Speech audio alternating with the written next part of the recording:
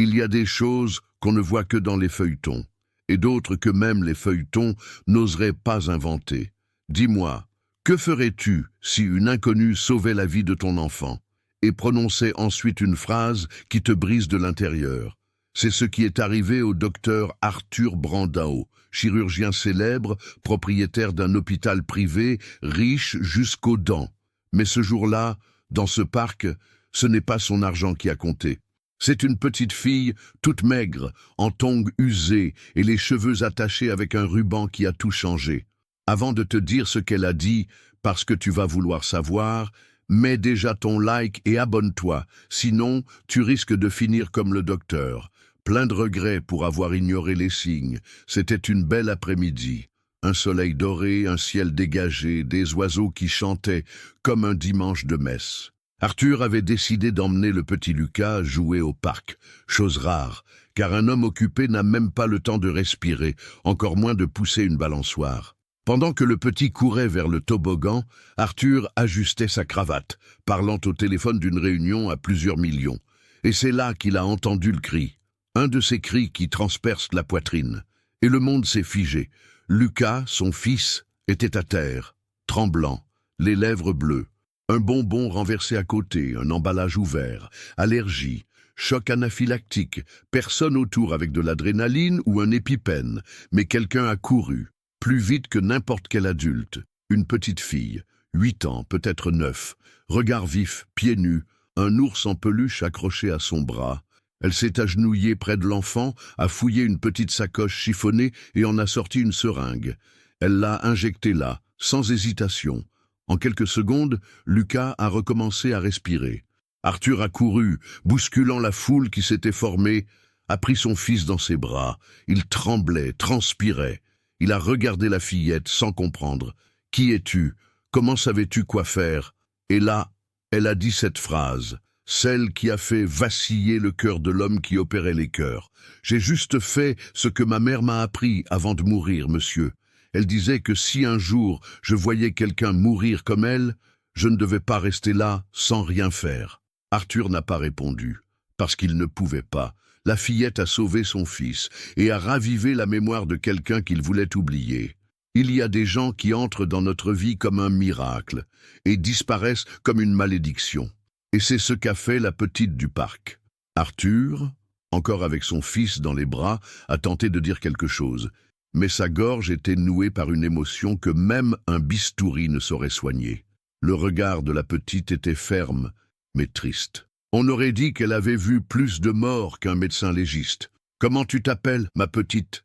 demanda-t-il, tentant de garder sa voix stable. « Tout le monde m'appelle Belle, mais tu peux m'appeler personne, ça revient au même. » Avant qu'il puisse insister, elle a tourné les talons, marchant vers le kiosque du parc, son ours en peluche pendant comme s'il était son seul ami. Elle a disparu dans la foule qui commençait à se disperser. Arthur cria « Attends, je veux te remercier, je veux t'aider !» Mais elle ne s'est pas retournée. La police est arrivée, l'ambulance aussi, et Lucas allait bien. Mais Arthur ne pouvait pas oublier la fillette. La façon dont elle avait administré l'injection, sa précision, ce n'était pas de l'instinct, c'était de la technique, de l'entraînement. « Cette gamine, elle a déjà fait ça », dit un pompier se grattant la tête. Cette nuit-là, Arthur ne dormit pas. Lucas était sauvé, mais lui, il était hanté. Le souvenir de la fillette et de ce qu'elle avait dit le brûlait comme une fièvre. Elle a dit qu'elle avait fait ce que sa mère lui avait appris avant de mourir. Le lendemain, il retourna au parc. Il voulait trouver un indice, n'importe quoi. Il montra des photos de son fils aux passants, demandant s'il se souvenait de la petite qui l'avait sauvé. Rien. C'était comme si Belle n'avait jamais existé. Mais une vieille dame qui vendait de la barbe à papa montra le sol, près du toboggan. « Regardez là, monsieur !» C'était à l'endroit où elle s'est agenouillée. Arthur se baissa. C'était une petite médaille cassée, en aluminium bon marché, avec une inscription presque effacée. Au dos, 3 lettres gravées au stylo, BMS. Il la glissa dans sa poche, comme on garde un secret qu'on ne sait pas encore expliquer. En retournant à sa voiture, il entendit une voix venant d'un groupe de sans-abri. « La petite avec l'ours. On dit qu'elle vit dans un refuge qui n'en est même pas un. vers les rails du train. Mais attention, docteur, cette fille-là a trop de douleur dans les yeux. À partir de là, Arthur prit une décision.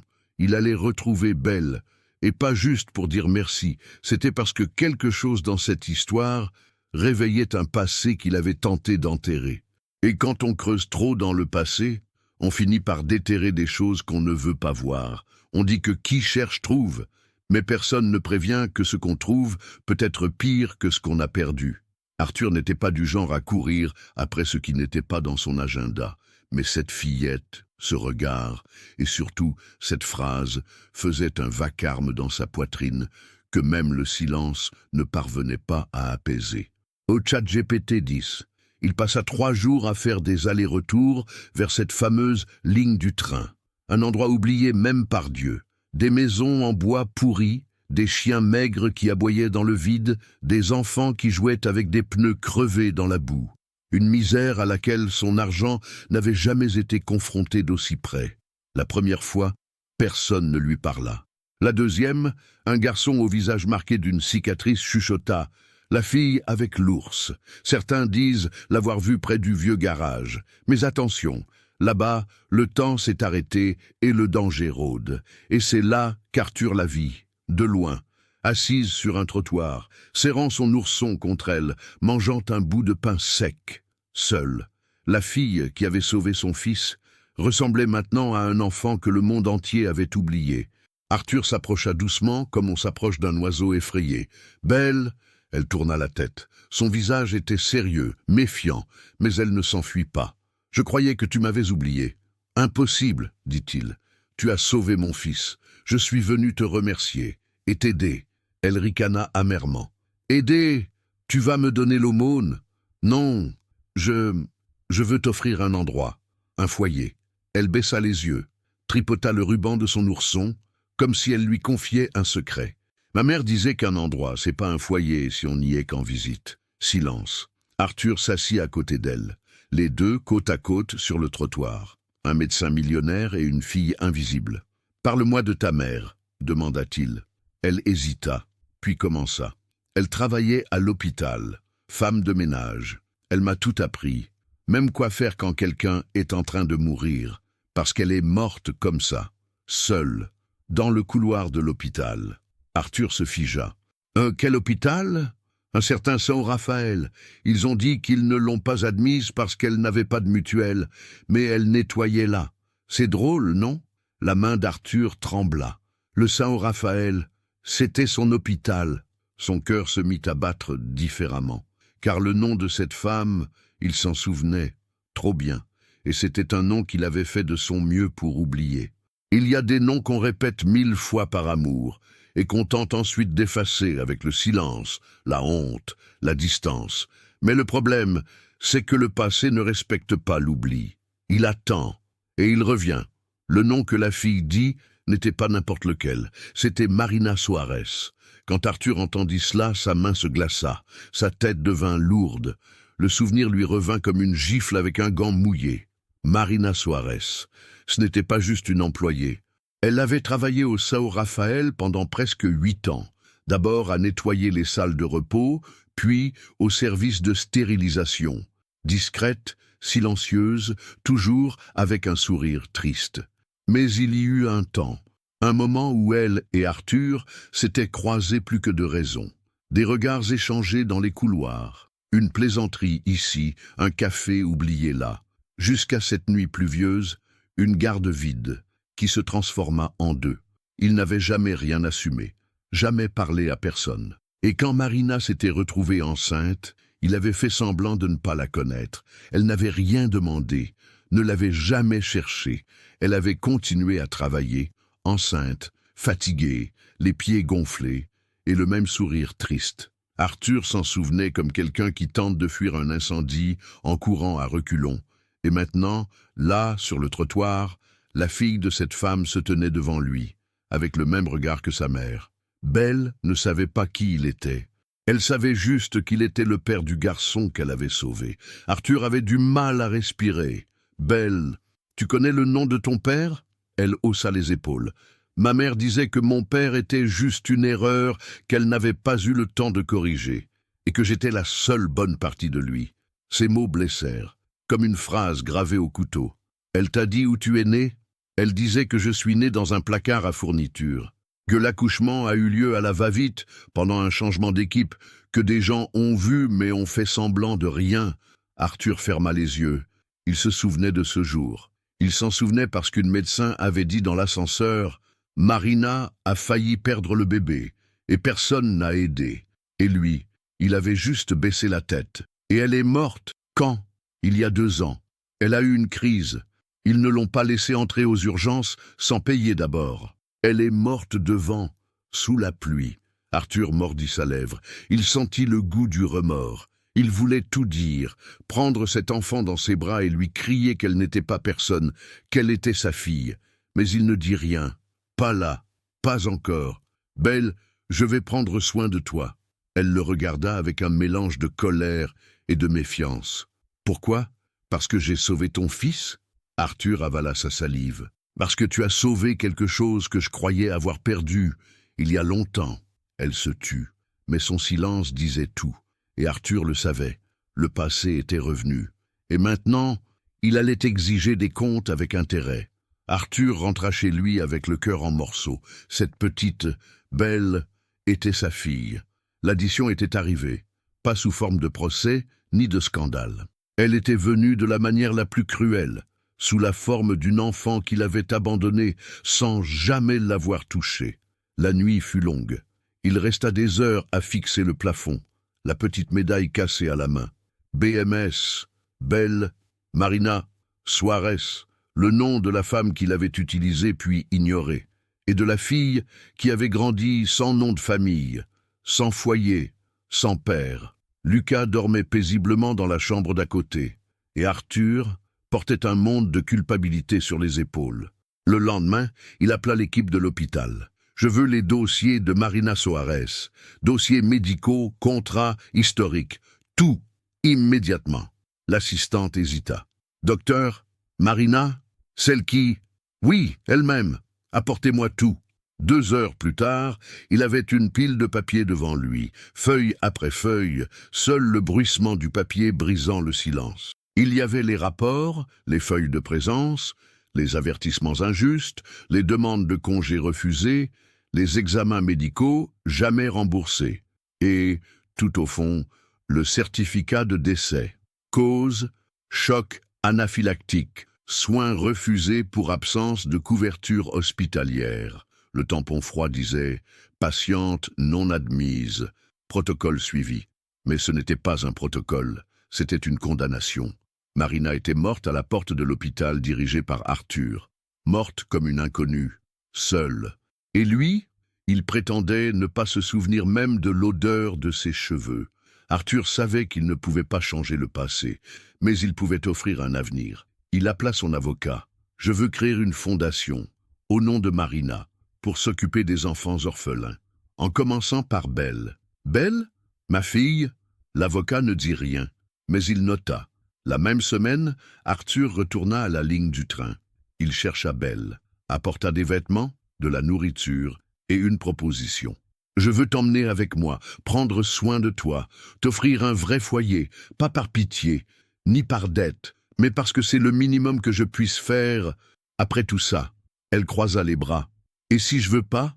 Arthur baissa la tête. « Je reviendrai, tous les jours, jusqu'à ce que tu veuilles. » Et il revint. 7 jours durant, sous la pluie, le soleil, le vent et la peur, jusqu'au 8e jour, où il trouva un mot à l'endroit habituel. « Si tu reviens demain, je viendrai avec toi. Mais je veux savoir d'abord, pourquoi t'as mis si longtemps ?» Arthur sentit la question comme un coup de poing dans le ventre. « Pourquoi t'as mis si longtemps ?» Et il n'avait pas de réponse. Seulement une certitude, s'il avait attendu un jour de plus. Il n'aurait peut-être jamais pu réparer. Maintenant, dis-moi, toi qui lis cette histoire, y a-t-il quelqu'un que tu aurais dû chercher depuis longtemps? Parce que parfois, le pardon attend juste qu'une porte s'ouvre. Une grande maison n'est pas forcément un foyer. Tu peux y avoir des tapis importés, un lustre en cristal, un escalier en marbre, et pourtant résonner comme une église vide après la messe. Et c'est dans cette maison-là, immense et froide, que Belle entra pour la première fois, avec des pas timides, comme si elle ne savait pas si elle allait entrer ou être rejetée à nouveau. Arthur l'accueillit à la porte. Costume impeccable, sourire hésitant, essayant d'avoir l'air chaleureux. Mais son regard, à elle, était trop habitué aux faux semblants pour y croire. « Entre, Belle. Cette maison est la tienne maintenant. » Elle resta figée, serrant son vieil ourson comme un bouclier. Elle observa le sol en porcelaine, le salon avec un tableau hors de prix et un canapé trop grand pour une famille qui n'existait pas. « C'est pas une maison, c'est une vitrine. » Arthur avala sa salive. Ça faisait mal, parce que c'était vrai. Il avait construit un empire, mais jamais un foyer, pas même lorsqu'il s'était marié, pas même à la naissance de Lucas. Sa femme, d'ailleurs, était partie depuis longtemps, fatiguée d'être mariée à un homme qui n'avait de temps que pour ses chirurgies et son argent. Elle avait emporté une partie du cœur d'Arthur, laissant le reste battre en mode automatique. Maintenant, il tentait de tout recoller avec une enfant blessée et un passé qui saignait encore. Lucas apparut en haut de l'escalier, curieux. « Papa, c'est elle ?» Arthur acquiesça. « Lucas, voici Belle. C'est elle qui t'a sauvé la vie, tu te souviens ?» Le garçon dévala les marches en courant, sourit et serra Belle très fort dans ses bras. Et elle, surprise, le lui rendit. C'était le premier geste de tendresse qu'elle recevait depuis longtemps, sans avoir peur qu'on le lui arrache. Ce soir-là, Arthur fit préparer un dîner spécial. Mais Belle mangea peu, elle parlait peu, observait tout. « Si je dois repartir demain, dis-le-moi avant, d'accord ?» murmura-t-elle. « Tu ne repartiras pas, Belle. Ici, c'est ta maison. On m'a déjà dit ça avant. » Et c'est là qu'Arthur comprit. Il ne suffisait pas de mettre à manger dans son assiette et un toit au-dessus de sa tête. Cette fille ne cherchait pas le confort, elle cherchait la confiance. Et ça se construit avec le temps. Dans les jours qui suivirent, Belle resta. Mais chacun de ses gestes était prudent, comme si elle marchait sur un sol qui pouvait s'effondrer. Lucas adorait sa présence. Elle racontait des histoires, dessinait avec lui enseignait même les premiers secours avec une poupée en tissu. Mais la nuit, elle pleurait seule. Arthur l'aperçut une fois à travers l'entrebâillement de la porte, assise sur le lit, enlacée à son ourson, murmurant « Maman, si tu m'entends, aide-moi à lui faire confiance. » Il referma la porte sans bruit. Et là, dans le couloir sombre, il tomba à genoux, parce que jamais ça n'avait fait aussi mal d'être appelé « lui ». Au ChatGPT-10, la semaine suivante, Arthur emmena Belle au cimetière où reposait Marina. Un lieu simple, une pierre usée par le temps. « Ta mère était une femme exceptionnelle, » dit-il, « et moi, j'ai été un lâche. » Belle ne répondit pas. Elle s'agenouilla, toucha la pierre froide et murmura « Je te pardonne, maman. Même si tu as choisi de ne pas me dire la vérité, même si tu l'as choisi, lui. » Arthur essaya de retenir ses larmes. Il n'y arriva pas, parce qu'à ce moment précis, il comprit que le pardon dont il avait besoin, ce n'était pas seulement celui de Belle, c'était le sien. Il y a des souvenirs qu'on croit oubliés, mais il suffit d'une odeur, d'un bruit ou d'un simple bout de papier pour les faire ressurgir. Et ce samedi nuageux, c'est un dessin d'enfant qui rouvrit la porte d'un passé qu'Arthur croyait enfoui. Ce jour-là, Belle semblait plus détendue. Lucas riait aux éclats.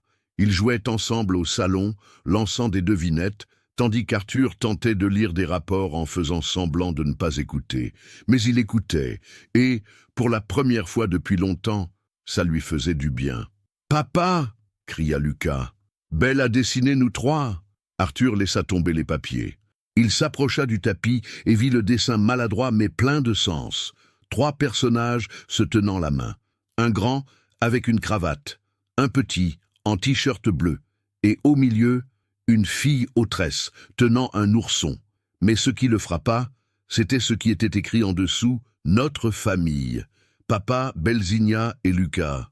Arthur lut en silence. Belzinia. Ce surnom, il ne l'avait pas entendu depuis des décennies. Et le monde sembla tourner à l'envers jusqu'à cette soirée pluvieuse dans le parking de l'hôpital.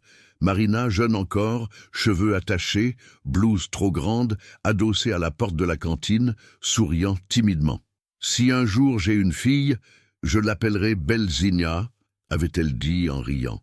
Petite, forte et douce, comme moi mais avec moins de blessures. À l'époque, Arthur avait ri, trouvé ça mignon, puis il avait oublié, ou fait semblant d'oublier.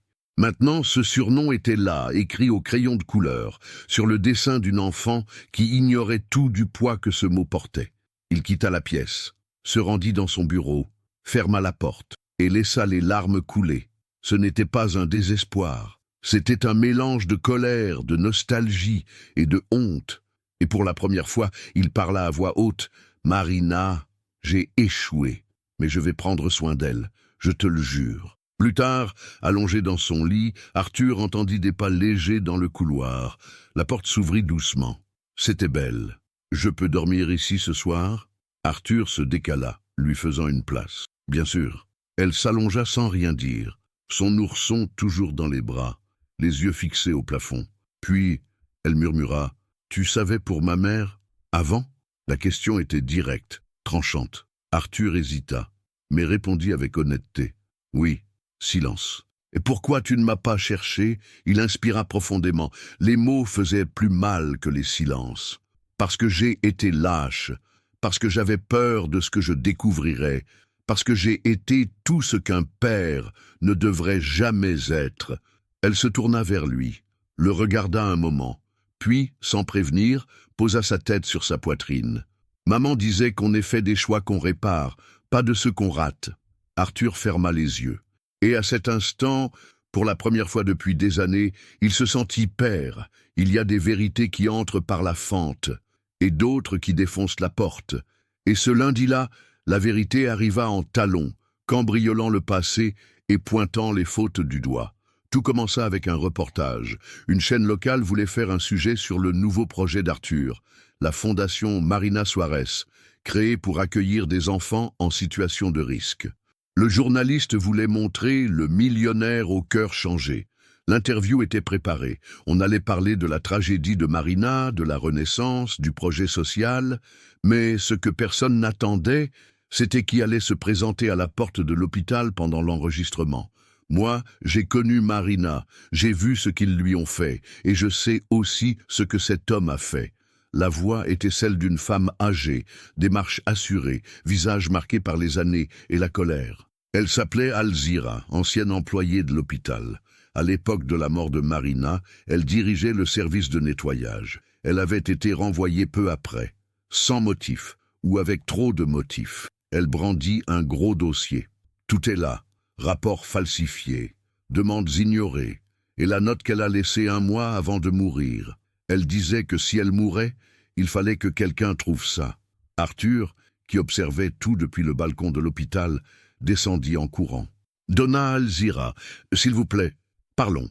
Maintenant vous voulez parler? Je vous ai demandé 3 fois un rendez-vous à l'époque. Marina était plus qu'une employée. Elle était comme une fille pour moi.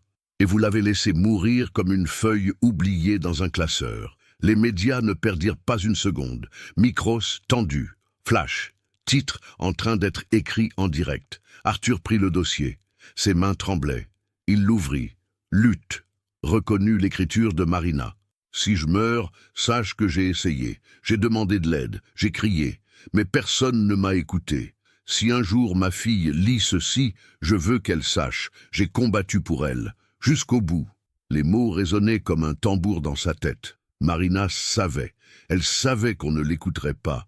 Elle savait qu'elle risquait de mourir. Mais même ainsi, elle avait écrit, comme si elle avait prévu que la justice finirait par frapper à la porte. Arthur monta dans l'auditorium de l'hôpital, réunit la presse, alluma le micro. « J'ai quelque chose à dire. » Le silence tomba comme une sentence. Marina Suárez est morte injustement, par la négligence du système et par ma propre lâcheté. Oui, elle m'a cherché, elle m'a demandé de l'aide. Et moi, j'ai tourné le dos, par honte, par peur du scandale. Mais la vérité n'attend pas la commodité. Et aujourd'hui, j'assume tout. Et plus encore, cette fondation que j'ai ouverte, elle sera dirigée par celle qui en a le plus le droit, sa fille. Les journalistes se regardèrent. Oui, Belle, la fille qui a sauvé mon fils, est aussi ma fille. Le studio explosa en murmures. Titre prêt, l'élite médicale choquée. Mais là, Arthur ne parlait plus en tant que directeur, ni en tant que millionnaire.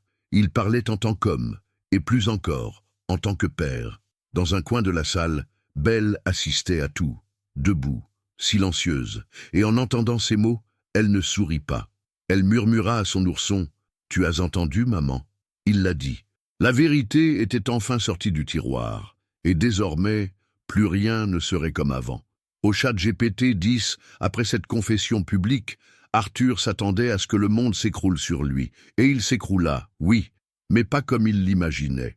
Certaines portes se fermèrent, des sponsors disparurent, des membres du conseil de l'hôpital démissionnèrent. Certains parlèrent même de manipulation émotionnelle bon marché. Mais ce qu'Arthur perdit le plus, ce fut la peur. La peur d'être celui qu'il n'avait jamais osé devenir.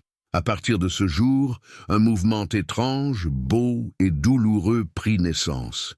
Les gens commencèrent à envoyer des lettres, non pas pour accuser, mais pour confesser. Des lettres d'autres, Marina. Ma sœur est aussi morte à la porte d'un hôpital, parce qu'elle n'avait pas de mutuelle. Mon fils n'a été admis qu'une fois qu'il était trop tard. Ma mère nettoyait les blocs opératoires, et elle est morte sans jamais avoir été reconnue comme une employée. La fondation Marina Suárez devint un symbole. Belle, malgré elle, devint le visage d'une cause qu'elle ignorait même exister. Et Arthur devint humain. Il ne portait plus sa blouse de prestige. Il commença à fréquenter les réunions communautaires, les quartiers oubliés, les centres de soutien. Il dormait peu, mais il dormait avec moins de culpabilité. Un jour, Belle entra dans le bureau de la fondation. La pièce était simple mais vivante. Des dessins d'enfants tapissaient les murs. Au centre, un portrait récent de Marina. Ce n'était pas une photo, c'était un dessin, réalisé par un artiste de rue, uniquement au fusain et au cœur. Belle resta de longues minutes à le contempler. Je ne me souvenais pas de son sourire comme ça. Arthur s'approcha. Il a utilisé une autre photo? Non. Il a dit qu'il n'en avait pas besoin, que son sourire était dans ma façon de parler d'elle. Silence, long, profond. « Tu crois qu'elle serait fière de moi ?» demanda Belle, regardant ses mains tachées de peinture, après avoir aidé des enfants à dessiner. Arthur ne répondit pas tout de suite. Il alla à son tiroir, en sortit une enveloppe et la lui tendit. « C'est arrivé aujourd'hui. Lecture recommandée pour la directrice de la fondation. » Belle ouvrit. C'était une lettre, écrite par une fille nommée Sarah, 12 ans. Elle vivait dans une favela du haut de la colline. Une écriture bancale, mais débordante d'émotion. « Bonjour, Tati Belle. Avant que tu viennes ici, personne ne s'occupait de nous. Maintenant, on a un médecin, de la nourriture, des cours. Je voulais te remercier parce que mon frère allait mal tourner et maintenant il veut devenir infirmier. Et tu sais pourquoi ?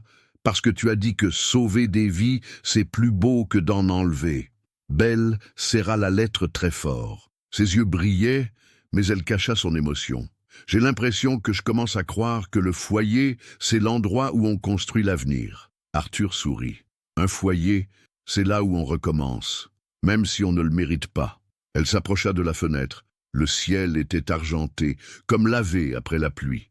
En bas, des enfants jouaient dans la cour rénovée de la fondation.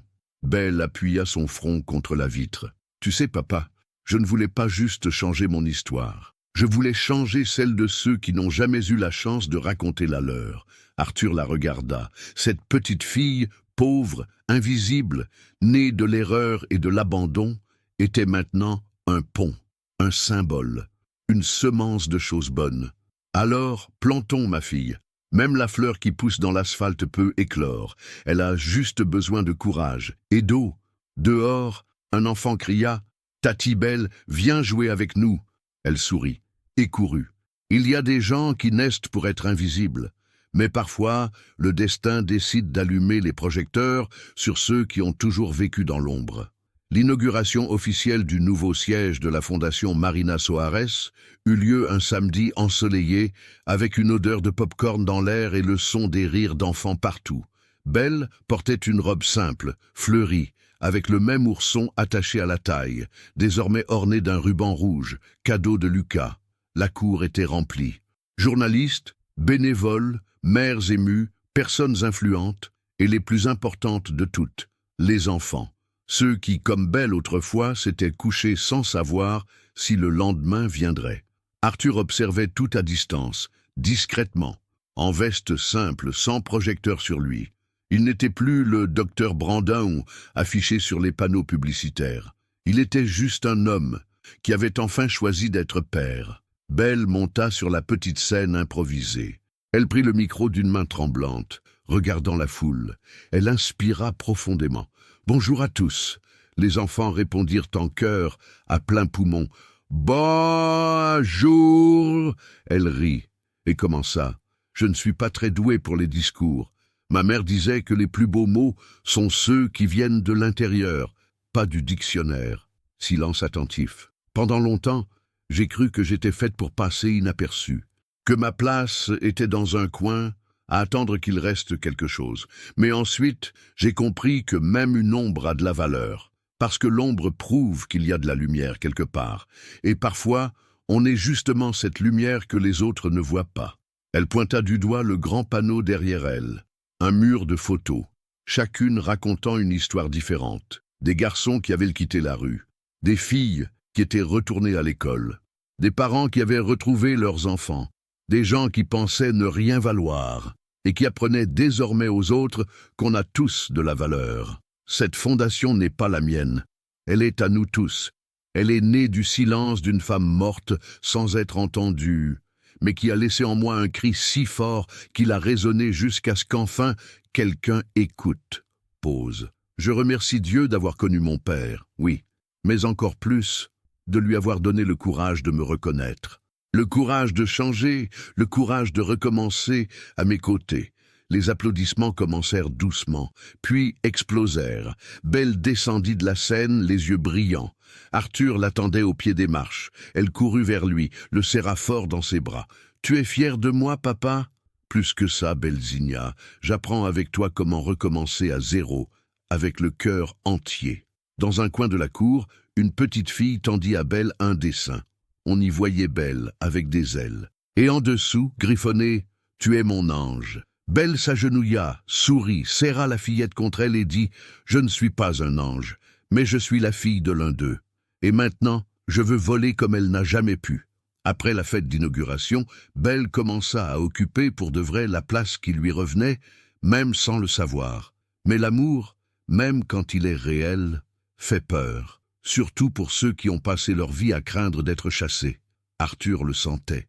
Belle marchait dans la maison comme si elle avait des semelles de vent, comme si elle pensait encore qu'elle pouvait se réveiller dans un foyer quelconque. Elle dormait avec la lumière allumée, faisait parfois des cauchemars où elle appelait sa mère. Et quand elle rentrait de l'école, elle restait un moment figée devant le portail, comme pour vérifier si elle était toujours la bienvenue.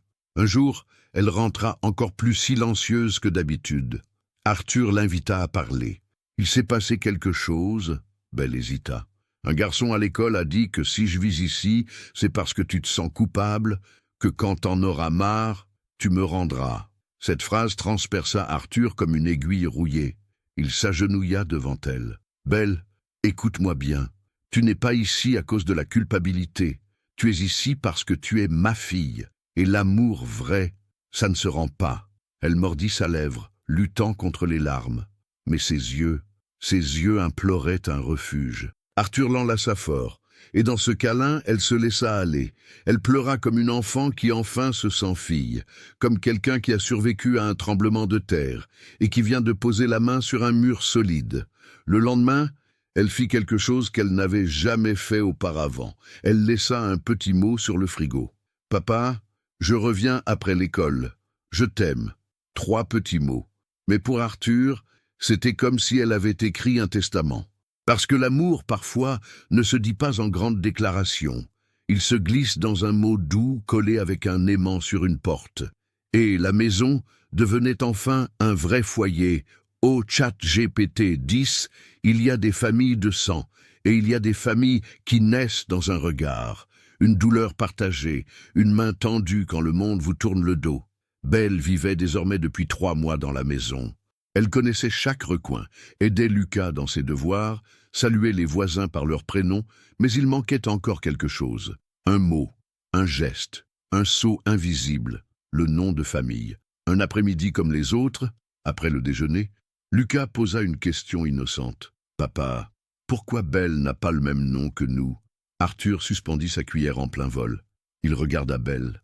Elle baissa les yeux. « Parce que… » Arthur commença, mais sa voix se bloqua. « Parce que personne ne le lui a donné. Mais maintenant elle est ma sœur, non?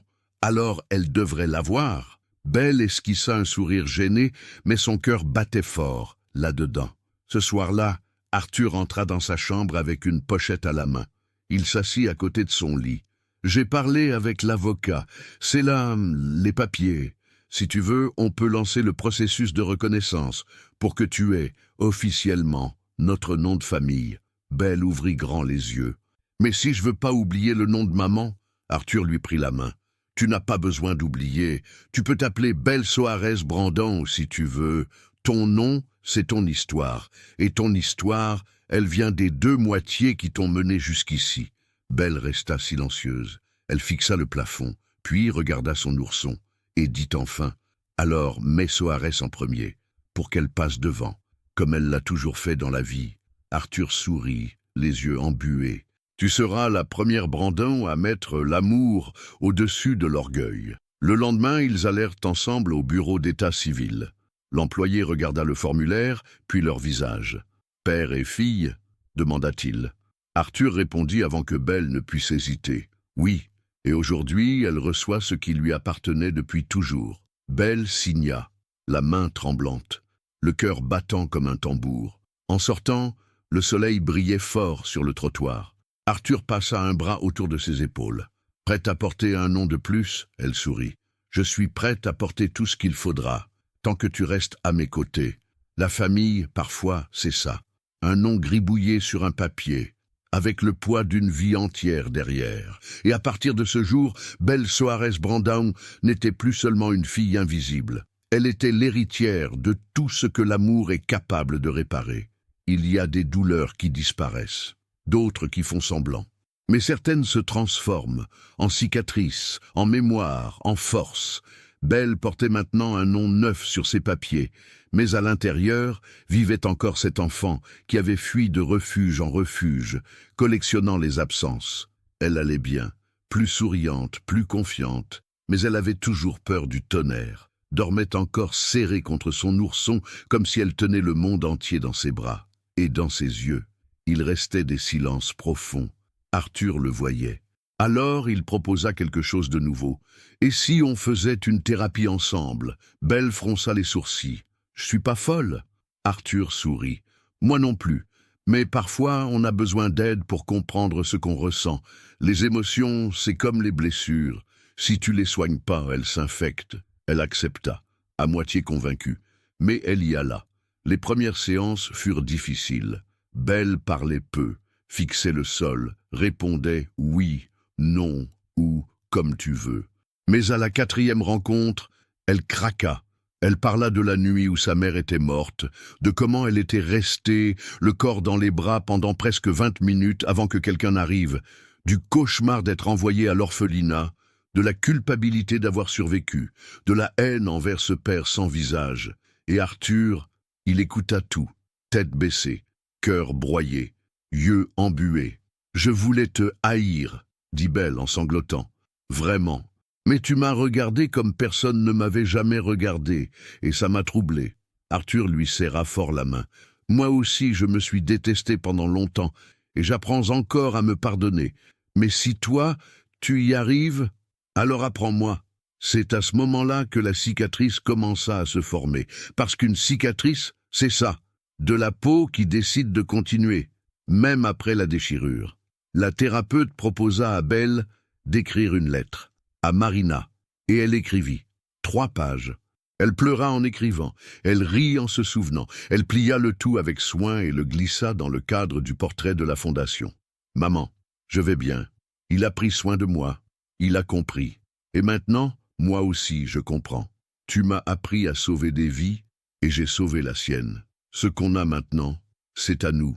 Et je vais en prendre soin comme tu as pris soin de moi. » Arthur lut la lettre en cachette, et il pleura, lui aussi, en cachette. Parce qu'en ce jour-là, Il ne voyait plus la petite fille fragile qui avait sauvé son fils. Il voyait une femme, née de la douleur et transformée en amour. Au ChatGPT 10, il y a des scènes simples, et puis il y a celles qui deviennent des autels. Ce vendredi après-midi-là, chaud et lumineux, l'école municipale où Belle étudiait avait organisé une petite cérémonie de fin de semestre. Lucas allait présenter une pièce de théâtre. Arthur, bien sûr, était là pour regarder, fier comme s'il voyait son propre cœur danser sur scène. Belle, à l'origine, ne devait pas participer. Elle voulait juste assister, discrète. Mais la coordinatrice de l'école insista. On cherchait quelqu'un pour conclure la cérémonie avec un mot. Et personne ne peut mieux le faire que toi, Belle. Elle trembla intérieurement, mais accepta. Ce sera juste un petit mot, hein? Mais parfois, un simple petit mot porte tout le poids d'une vie entière. Ce soir-là, la cour de l'école, transformée en auditorium improvisé, était pleine. Des parents, des grands-parents, des enseignants, des enfants en uniforme, des ballons au plafond, des guirlandes clignotantes comme un Noël anticipé. Lucas fut le premier à se présenter. Avec une coiffe de médecin et un stéthoscope en plastique, il lança du haut de la scène « Moi, je veux sauver des vies comme toi, grande sœur ». L'auditoire éclata de rire et d'applaudissements. Arthur essuya discrètement une larme, puis vint le moment du mot final. La directrice annonça « Avec vous, notre élève et notre inspiration, Belle Soares Brandon ». Elle monta lentement. Elle sentait son cœur battre jusque dans ses talons. Elle prit le micro, les mains moites, inspira profondément. Je pensais que je ne parlerais jamais en public, parce que, pendant longtemps, personne ne m'écoutait. Mais aujourd'hui, j'ai quelque chose à dire. Pause. Toute la cour devint silencieuse. Pendant longtemps, je me suis demandé pourquoi ma mère avait dû mourir comme ça, pourquoi j'avais dû vivre ce que j'ai vécu, pourquoi personne ne venait.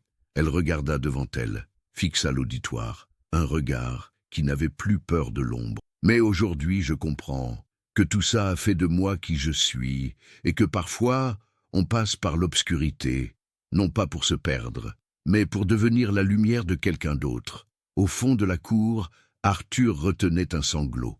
Je ne suis pas riche, mais aujourd'hui je suis une fille, une sœur, et plus que ça, je suis quelqu'un qui a appris à transformer l'abandon en refuge. Et moi, je veux être un refuge pour ceux qui en ont besoin. La cour se leva dans un tonnerre d'applaudissements. Ce n'était pas de la politesse, c'était du frisson pur. Belle sourit, descendit de la scène.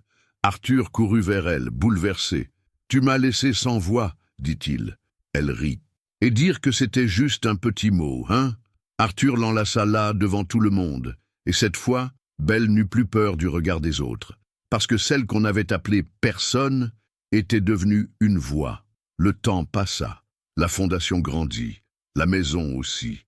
Mais ce qui grandit le plus, c'était Belle. Pas en taille, ni en âge, mais en présence, en essence. La fille qui se cachait derrière un ourson usé était maintenant le nom d'un projet, l'inspiration de campagne, et, plus beau que tout, un miroir d'espoir pour tant d'enfants qu'on avait jetés dans les oubliettes du système. Elle fêta ses 18 ans par une fin d'après-midi dorée. Arthur organisa un dîner simple, à la maison, juste les proches. Lucas fit un gâteau de travers, mais rempli d'amour, et sur la table, en plus des câlins, il y avait une boîte, en bois sombre, fermée par un ruban de tissu, cadeau d'Arthur. Ouvre, Belle ouvrit. À l'intérieur, ce à quoi elle ne s'attendait pas, la médaille cassée. Je l'ai fait restaurer, et maintenant, il y a de la place pour 2 noms. Au dos, gravé, Belle Soares Brandon, fille de l'amour, héritière du courage. Elle pleura, à gros sanglots. Arthur lui prit la main et dit « Tu m'as appris que l'amour ne se prouve pas avec des mots. Il se construit avec la présence. Et tu as construit en moi un homme que je ne savais même pas exister. » Belle, les yeux pleins de larmes, répondit à voix basse. « Tu as été le premier homme à rester, même après m'avoir vue tout entière. » Ils s'enlacèrent là. La fille, née de l'erreur, devenue le plus bel accomplissement. Le père qui avait fui la vérité et en avait fait sa rédemption. Ce soir-là, Belle sortit dans le jardin. Le ciel était limpide, étoilé.